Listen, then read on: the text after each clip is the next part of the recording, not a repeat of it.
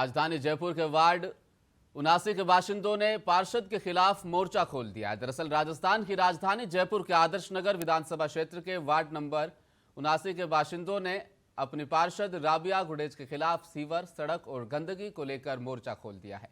यहाँ रहने वाली आबादी अकलियत आबादी है, जिनका कहना है कि पिछले 50 सालों से ना तो यहाँ पर सीवर लाइन डाली गई है और वार्ड में जगह जगह पर गंदगी के ढेर अक्सर लगे रहते हैं।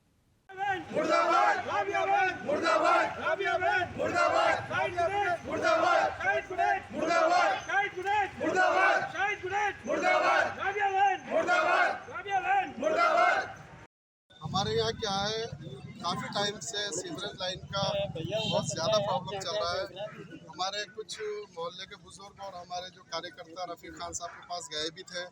उन्होंने हमें आश्वासन भी दिया था कि मैं फ़ौरन अफसरों को बुला के और आपकी सीवरेज लाइन का जो मसला हल कराऊंगा, लेकिन अभी तक वो हमारा काम हुआ नहीं है।